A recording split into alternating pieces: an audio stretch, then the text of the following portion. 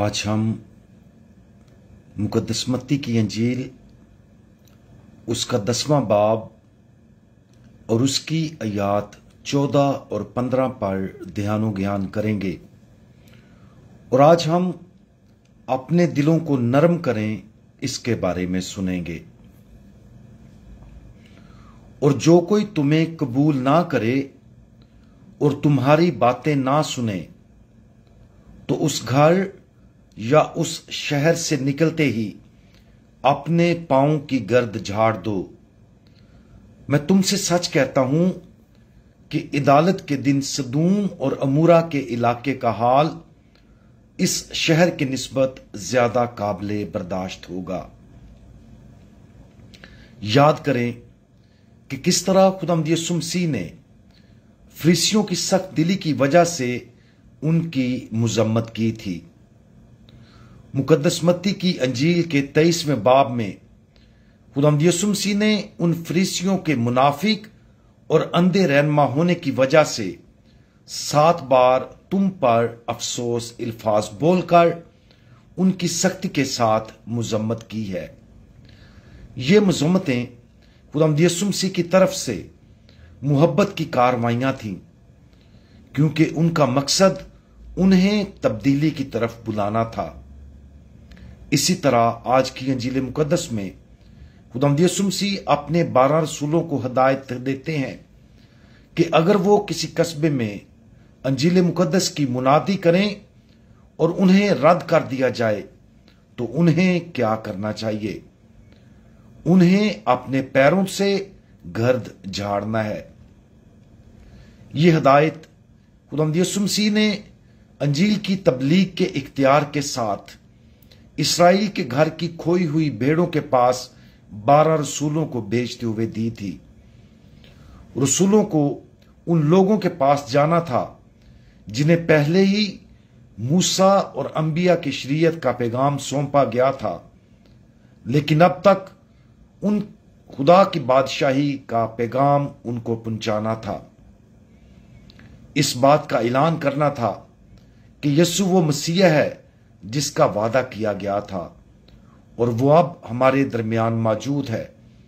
और बनी इस्राएल के घराने के वो लोग जो यीशु को मुस्तरद करते हैं, रसूलों ने अपने पांव की गिर्द उन्हीं के शहर और कस्बा में झाड़कर यीशु को कबूल ना करने की मुजम्मत की।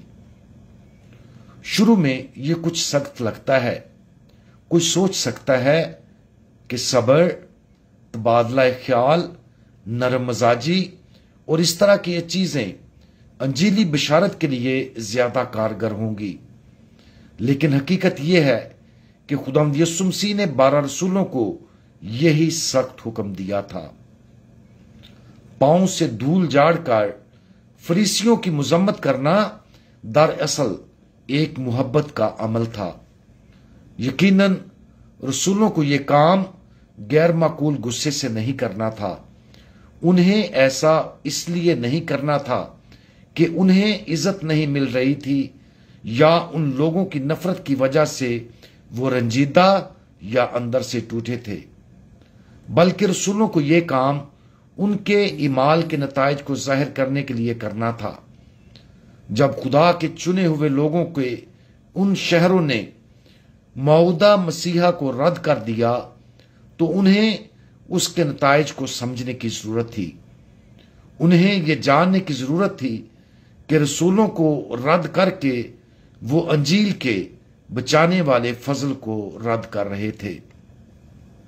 सबसे पहले उन लोगों पर गौर करना जरूरी है जिनके बारे में खुदावंद यीशु मसीह ये कह रहे थे। वो उन लोगों के बारे में बात कर रहे थे जो अंजील मुकद्दस के पैगाम को कबूल नहीं करेंगे और ना ही सुनेंगे। ये वो लोग हैं जिन्होंने खुदा और उसके बचाने वाले पैगाम को मुकम्मल तौर पर रद्द कर दिया है। उन्होंने अपने आजाद इंतखाब से खुद को खुदा और उसकी मुकद्दस अंजील से अलग कर लिया है। वो जिद्दी और सख्त दिल हैं। इस तरह अंजील को मुकम्मल तौर पर कबूल ना करने के इस इंतहाई मामले में खुदावंद यीशु मसीह अपने रसूलों को इस पेशगी अमल के साथ जाने की हिदायत करते हैं कि शायद ये देखकर कुछ लोगों को नुकसान का एहसास हो जाए, शायद कुछ लोगों को एहसास हो कि उन्होंने गलती की है, शायद कुछ लोग अपने जुर्म के मुकद्दस एहसास का तजर्बा करें और आखिरकार अपने दिलों को नरम कर लें। खुदावंद यीशु मसीह की इस तालीम से हमारी आंखें भी खुल जानी चाहिए कि किस हद तक हम अंजील के पैगाम को पूरी तरह से कबूल करते और सुनते हैं। हम खुदा की बादशाहत के बचाने वाले ऐलान पर किस हद तक ध्यान देते हैं। आज वक्त है कि हम खुदा के कलाम को सच्चे दिल से कबूल करें। ऐसा करने से खुदा हमें अपनी रहमतों, बरकतों और फजाइल से मालामाल कर देगा, जिसका अंदाजा भी हम नहीं लगा सकते। इसके बरक्स खुदा के कलाम को रद्द करने का उतना ही ज्यादा हम नुकसान उठाएंगे कि इसका अंदाजा भी नहीं लगाया जाएगा। आज उन शहरों में से किसी एक में अपनी मौजूदगी पर गौर करें। उन बहुत से तरीकों पर गौर करें जिनके जरिए खुदा हमसे बात करना चाहता है, लेकिन हमने उन तमाम तरीकों को बंद कर दिया है। अपने दिलों को खोलें, इंतहाई तवज्जो के साथ सुने, अंजील के पैगाम के सामने आजिज़ी इख्तियार करें और उसे कबूल करने और अपनी जिंदगी को बदलने के लिए तैयार रहें। खुदा की बादशाही का रुकन बनने का अहद करें ताकि जो कुछ खुदा हमसे कहता है उसका हमारी जिंदगियों पर असर पड़े और हम अपने आप को तब्दील कर सकें। हमारे मेहरबान खुदावंद, आपकी सख्ती, गुस्सा और नाराजगी सख्त दिलों वालों के लिए आपकी इंतहाई रहमत है। हमारे दिलों को नरम कर दें।